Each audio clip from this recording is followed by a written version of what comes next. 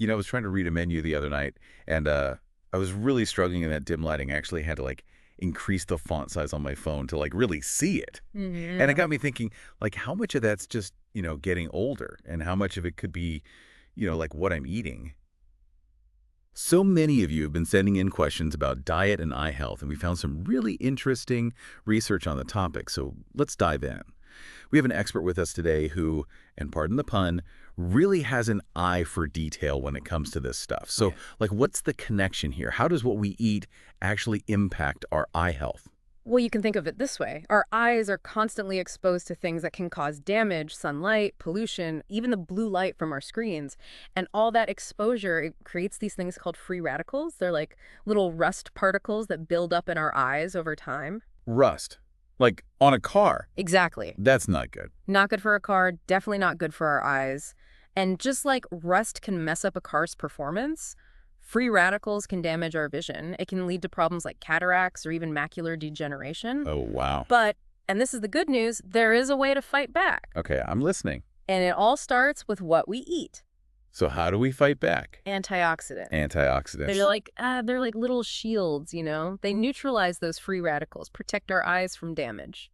Okay, yeah, you mentioned before the break that a bunch of different nutrients act as antioxidants. In fact, I think like one of the articles you sent had like a whole grocery list of them. Yeah. But before we pull out our shopping carts, is there like one nutrient that you find particularly interesting when we're talking about protecting our vision? Well, it's really fascinating, actually, how these nutrients are concentrated in different parts of the eye. Almost like different parts of a city have their own, industries. Okay. Like lutein, Routine, you'll find a lot of that in the macula. the macula.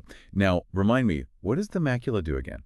That's the very center of your retina, Mm. responsible for that, that crystal clear central vision we need for reading, for recognizing faces, just seeing the details of the world around us. Oh, right, yeah. It's like if the retina is the film of a camera, the macula is the lens, making sure everything's in focus. Got it. And lutein is there protecting it. So lutein's like protecting the most important part of our vision. Exactly. Yeah. It's like having internal sunglasses, filtering out harmful blue light, protecting that delicate macula from damage. I like the sound of that. Are there studies on this? Does it really make a difference? Oh, yeah, there have been studies, and they've shown that people who eat a lot of lutein-rich foods may actually have a lower risk of developing age-related macular degeneration. Wow, that's amazing. Okay, so it sounds like what we eat can have a real measurable impact on our long-term eye health. But, okay, let's get to those foods. You know I love a good grocery list. What should we be piling onto our plates to give our eyes that VIP treatment? Well, based on everything you sent, I'm seeing a lot of leafy greens here. Leafy greens. Spinach, kale, collard greens, all packed with lutein and zeaxanthin, another powerful antioxidant. That's a mouthful. Think of them as a superfood duo for your macula. Okay, kale and spinach, they're definitely going on the list. What else? Don't forget those orange and yellow veggies, carrots, sweet potatoes, bell peppers. Oh, yeah. They're loaded with beta-carotene. Right. Your body converts that into vitamin A, which is essential for good vision. Essential, good word. Speaking of colorful veggies, what about those vibrant berries everyone's always raving about? Good one. Yeah. Yeah, berries like blueberries, strawberries, raspberry. Yeah. They're bursting with antioxidants, flavonoids, and anthocyanins. Okay. They can actually help improve night vision and reduce eye fatigue. Berries for better night vision. Now, I'm really interested. Okay, we've got to talk about fish, right? Yeah. You mentioned oily fish earlier. Yeah. Those are a good source of omega-3 fatty acids, if I'm remembering correctly. You are. Okay. Oily fish, salmon, tuna, mackerel, things like that. They're not just good for your heart, they're fantastic for your eyes, too. Yeah. Yeah, omega-3s can help reduce dryness and inflammation, which are, those are major culprits behind dry eye disease. Oh, interesting. Okay, and I have to ask, where do nuts fit into all of this? I'm a big snacker, so I'm hoping they meet the cut. They did. They did. Okay, good. Especially almonds, walnuts, Brazil nuts, they're packed with vitamin E. Right. There's another powerful antioxidant that helps to shield those delicate cells in your eyes from damage. Okay, this is quite the shopping list. We've got leafy greens, colorful veggies, berries, fish, nuts. It sounds like eating for good eye health is basically an excuse to hit up every section of the produce aisle. Right. But let's be real, we live in a world of convenience foods and late-night takeout. So how crucial is it to get all these nutrients from food alone? Can we just like pop a supplement and call it a day? I get that question a lot. And while supplements can be helpful in some situations, especially if someone has a specific deficiency, they're never a true substitute for that complex mix of nutrients you find in whole foods. So supplements aren't a magic bullet, Right. but they can be useful in some cases. Yeah, exactly. And it's always best to chat with your doctor before adding any new supplements to your routine.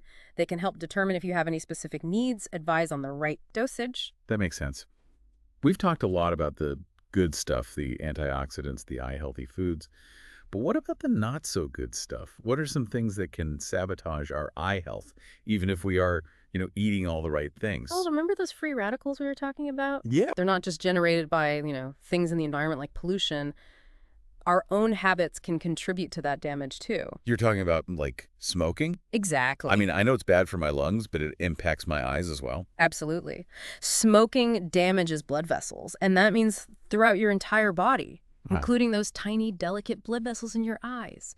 And that increases your risk of developing serious conditions like macular degeneration, cataracts. Oh, wow.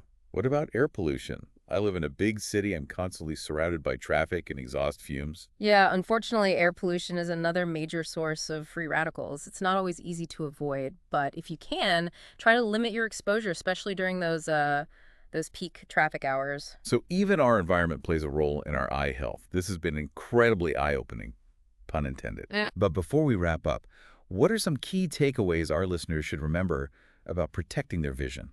I think the most important thing to remember is that your eyes are a part of your body. Just like any other part of your body, they thrive on a balanced and nutritious diet. Makes sense. Think of it this way. Every time you sit down to a meal, you have the opportunity to either nourish your eyes or contribute to their decline. It's like investing in our future selves, one delicious and nutritious meal at a time. I love that. And speaking of investing in ourselves, I know you have a lot of wisdom to share on this topic, so thank you for diving deep with us today. That pleasure. And to our listeners, thanks for joining us on this deep dive. We've got a whole library of episodes exploring fascinating topics just like this one, so be sure to check them out.